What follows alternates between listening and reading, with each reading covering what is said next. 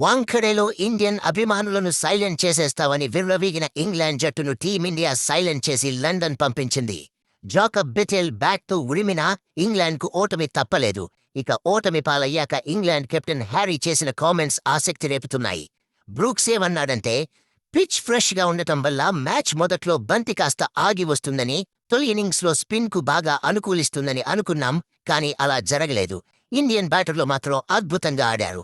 ఈ రోజు రాత్రి అలాగే ఈ టోర్నమెంట్ ఆశాంతం మేమాడిన తీరు పట్ల మా కుర్రాళ్లందరూ ఖచ్చితంగా గర్వపడాలి. సంజు శాంసన్ క్యాచ్ వదిలేసి నేను చాలా పెద్ద తప్పు చేశాను. క్యాచ్లు పడితేనే మ్యాచ్లు గెలుస్తామని ఎందుకంటారో అర్థమయ్యింది. దురదృష్టవశాత్తు ఈ రోజు ఫీల్డింగ్లో ఏదీ మాకు కలిసి రాలేదు. చివరికి అదే మా కొంపముంచింది. బౌలింగ్లో కూడా అక్కడక్కడ మా ప్రణాళికలను సరిగ్గా అమలు చెయ్యలేకపోయాం. ఇండియన్ బ్యాటర్లు ప్రపంచంలోనే అత్యుత్తమ ఆటగాళ్లు.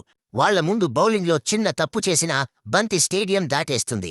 గెలవడానికి మేం మా వంతు గట్టి ప్రయత్నమే చేశాం, కానీ దురదృష్టవశాత్తు ఓటమి పాలయ్యాం. జాకబ్ బిటెల్ ఆట మాత్రం నమ్మశక్యంగా లేదు. అసాధారణ ఆటతో దాదాపు గెలిపించాడు. తాను ఎంత గొప్ప ఆటగాడో ఈ రోజు ప్రపంచానికి చూపించాడు. తొలి బంతి నుంచే అతడు ఎదురుదాడికి దిగిన విధానం చాలా స్పెషల్. మేము ఏ మ్యాచ్లోనూ సులభంగా ఓడిపోం. ఈ రోజు కూడా అదే నిరూపించాం.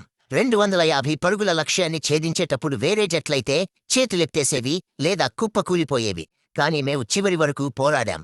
ఇక ఫైనల్ విషయానికొస్తే ఫైనల్ చేరిన 2 జట్లు కూడా చాలా బలమైనవి. 2 జట్ల బ్యాటింగ్ లైనప్ కూడా చాలా బలంగా ఉంది.